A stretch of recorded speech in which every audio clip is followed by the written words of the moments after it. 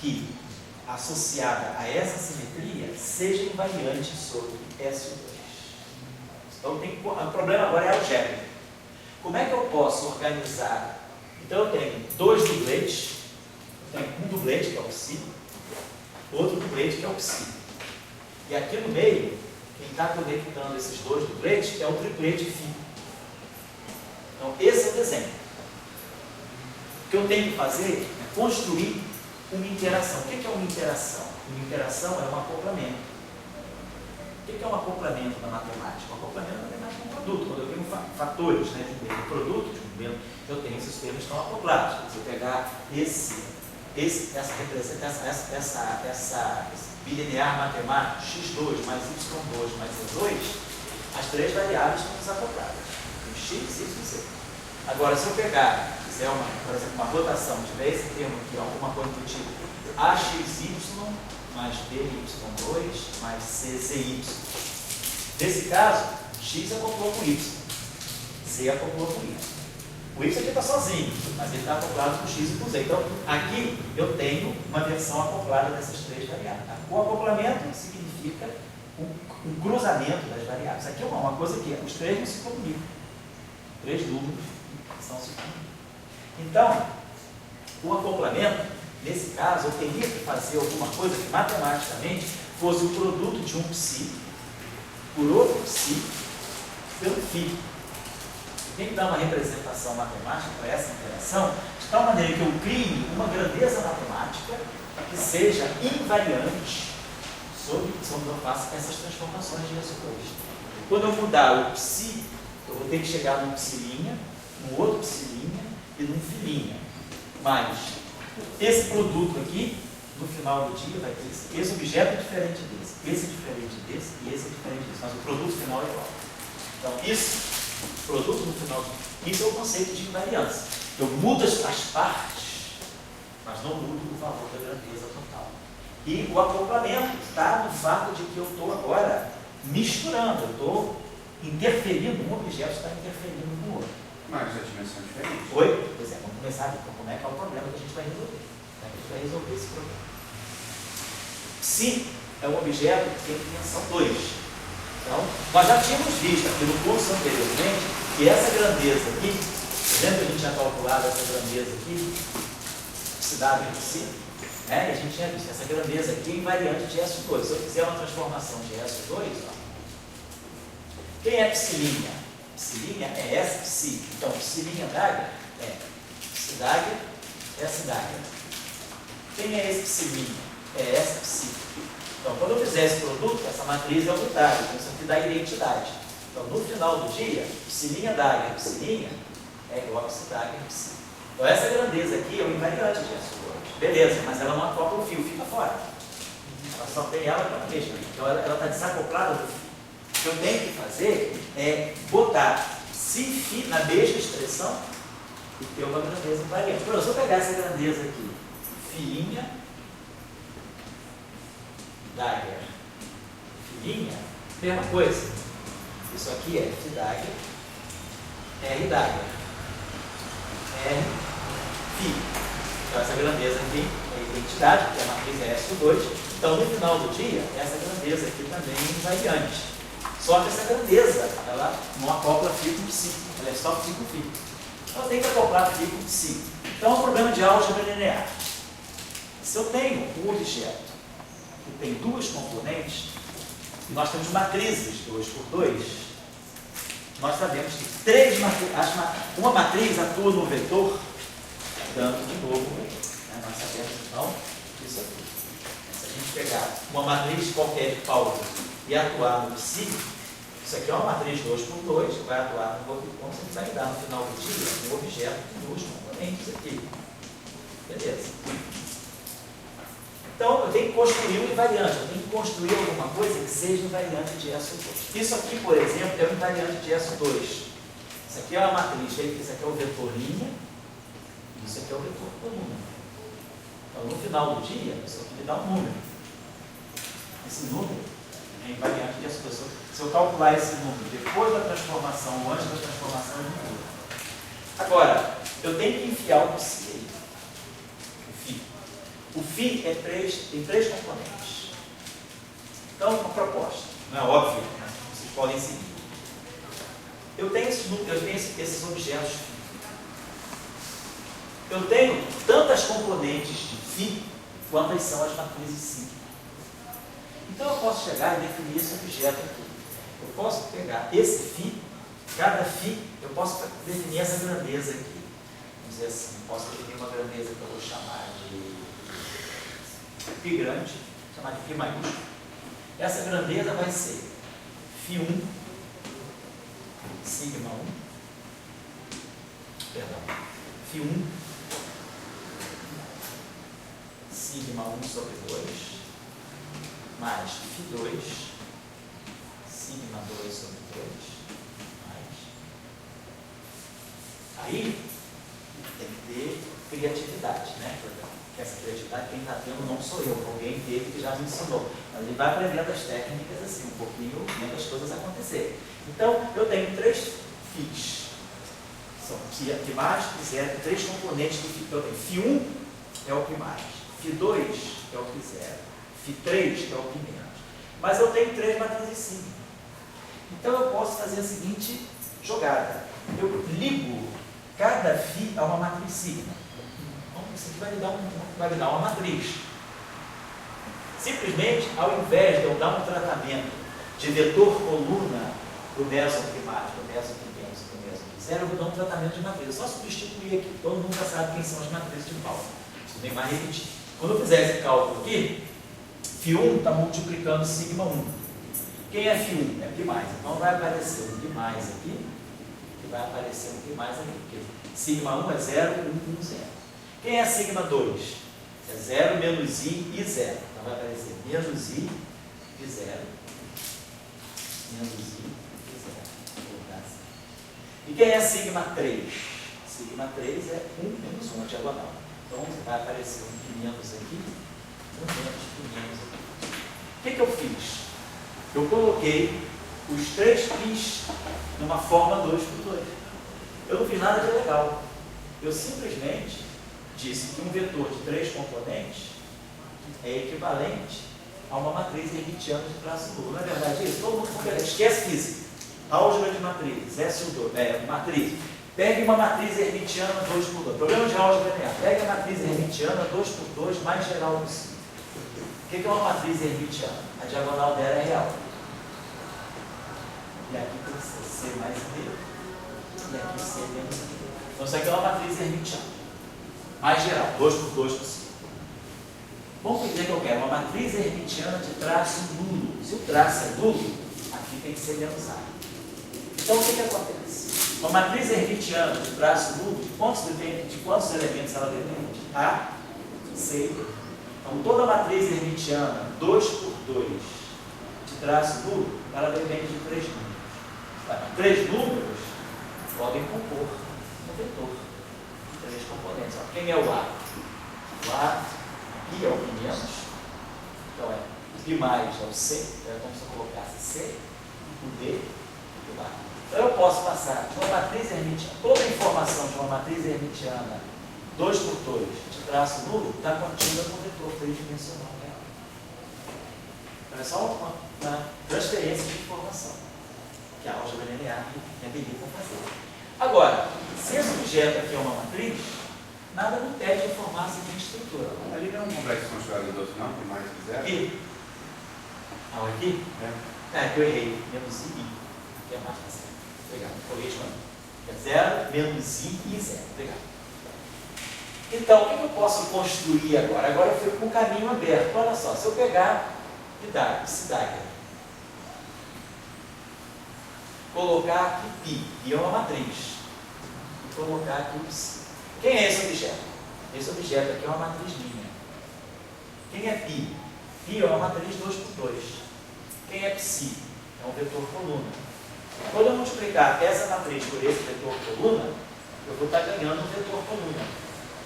Quando eu multiplicar esse vetor coluna por essa matriz linha, eu vou estar ganhando número. Então, no final do dia, isso aqui é um número. Não sobra nada. Ele é um escalar. Ele não tem nenhuma componente sobrando. Se eu fizer esse cálculo aqui, vamos fazer esse cálculo.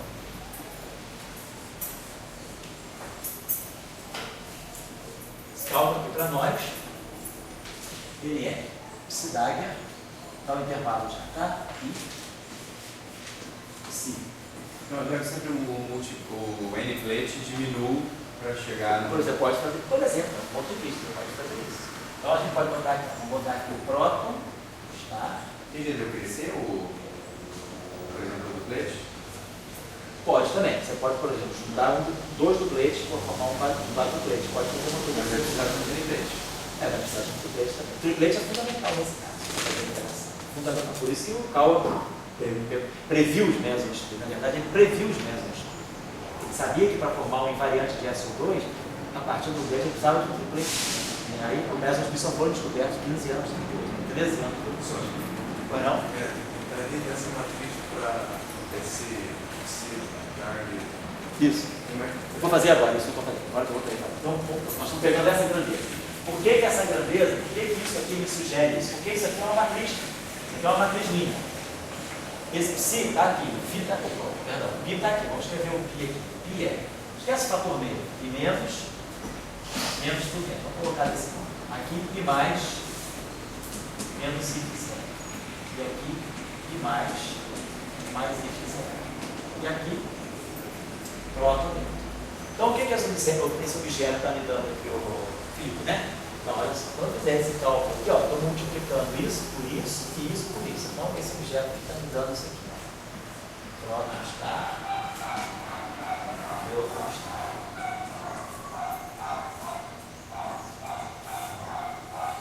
Esse primeiro aqui não vai ter. Pi menos vezes P, mais, menos I zero, vezes o neutro. E aqui embaixo vai ficar Pi mais I zero, vezes o próton, menos Pi menos, vezes o neutro.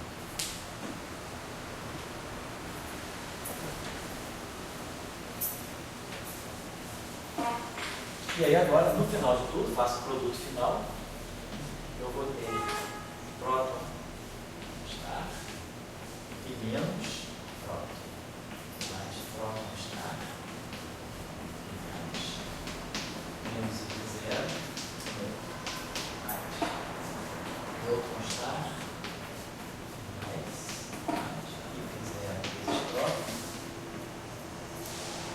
menos nêutron estar. Então, formei uma grandeza, que é um número. Isso aqui é um número, não é um vetor, não tem aqui duas dimensões, três dimensões, isso aqui é um número. E aí está tudo acoplado, ó. Próton, trocando meson pi. Próton, nêutron, trocando meson pi mais e pi zero. Nêutron, próton, trocando meson mais e pi zero. E nêutron, trocando esse menos pi. Vou colocar assim. Então, essa grandeza aqui, se eu agora aplico as transformações de SO2 aqui, eu vou ver que isso aqui é invariante. Então, isso aqui é SO2 invariante.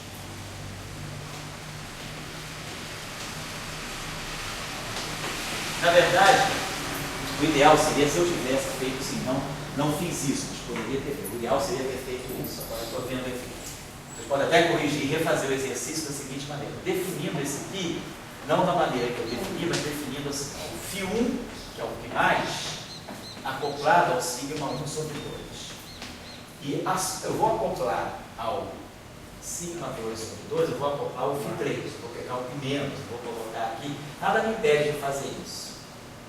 Vou colocar aqui o φ2 acoplado ao sigma 3 sobre 2. Então eu pegaria o seguinte, eu colocaria o π mais e o π menos aqui, e colocaria o π zero na diagonal. Seria o ideal fazer isso.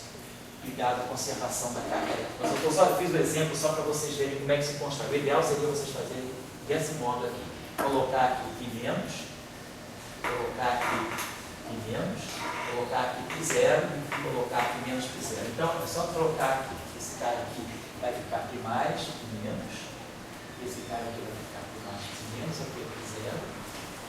Vamos fazer o exercício assim. Então, aqui vai ficar próton, π zero, né? Tá? Aqui eu vou ter próton estar P mais, menos nêutron, o nêutron está P mais e menos, e o nêutron está P mais. Então seria o ideal fazer isso. Mas o que é importante? O que é importante é que eu percebi o seguinte, que esse objeto aqui é um vetor limpo.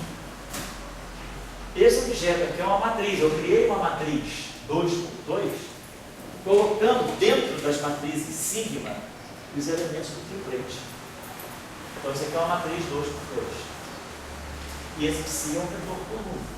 Então, no final do dia, isso aqui me dá um número.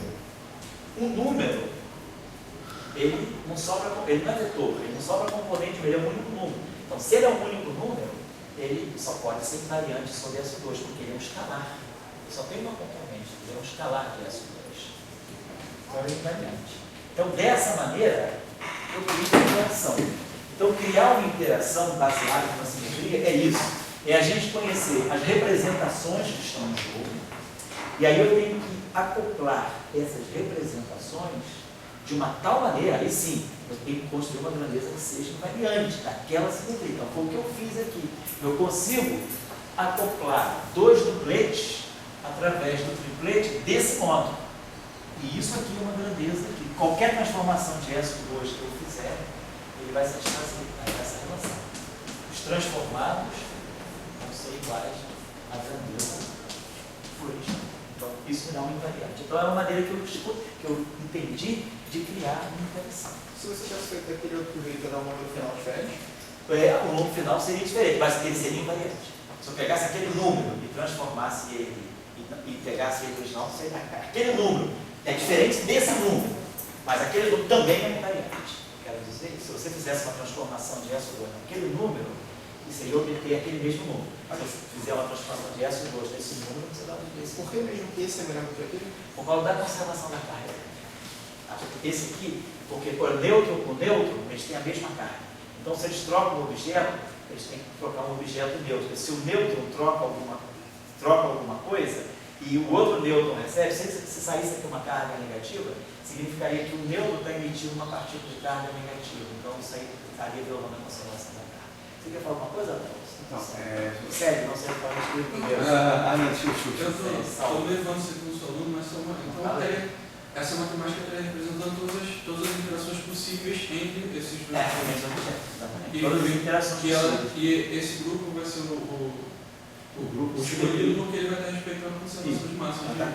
Vai estar conservação, a relação entre vai estar respeitando a conservação da energia do momento e da carga associada a essa interação que a carga é essa. A carga depende daquela escolha daquela escolha Φ2. Fala isso. Em vez de olhar as representações também do duplete, do triplete, se olhar os componentes, também já tem uma natureza diferente, né? Por exemplo, vai ser espinores e o π vai ter que ser uma matriz. Isso. Mesmo sendo uma componente. Mesmo sendo uma componente. Eu posso tirar isso das representações ou não? Aí a teoria Pode tirar das representações. Então, como é que eu tiraria? Que a componente, por exemplo, do duplete, qualquer uma das duas é um espinor e a componente do triplete é uma matriz. Quiser um escalar, né? Não, é uma matriz. Então, pois para mim é escalar. Não, a gente está falando espinor de SO2 ou espinor do grupo de espaço-tempo? Não esquece, é verdade. O escalar de SO2 é um espinor. Isso, é um escalar de SO2. Quer dizer, o π é um triplete de SO2, ele tem spin 1 sobre SO2, mas do ponto de vista do espaço-tempo, ele é uma partícula escalar. O spin espacial dele é 0, mas o spin isotópico dele é 1, dos píons. Os términos ali, os núcleos, o próprio neutro, eles têm spin meio do ponto de vista do espaço-tempo e tem spin isotópico meio também. É uma coincidência, certo? Eles estão muito tá? Estaria errado se fosse o menos ali? Aonde? Para mim, você falou para refazer o exercício. Eu acho que a melhor escolha para respeitar a conservação. Mas a melhor escolha, a outra estaria errada. Não, eu acho que do ponto de vista da conservação da carga elétrica, sim. Como a gente está ligando, está falando das interações fracas, interações fortes, não olham a carga elétrica, tudo bem, mas aí se a gente quiser levar esse modelo também para abranger as interações eletromagnéticas, aí eu teria que fazer mas aí a resposta assim, então eu teria que pegar SO2 e colocar essa simetria da conservação da carga a mais, ou eu teria que mudar para um grupo maior? Não, você mantém esse grupo. Mantém esse grupo. Mesmo grupo, você não precisou mudar o grupo. Então vamos dar o intervalo meio de 10, então o intervalo é meio de 40. Só queria falar o seguinte, o cérebro, ele foi bolsista de iniciação, ele era da Souza Marques, tá? Que nem você, tá? Ele era do grupo que veio, vocês eram aqui há uns 3 anos atrás, né?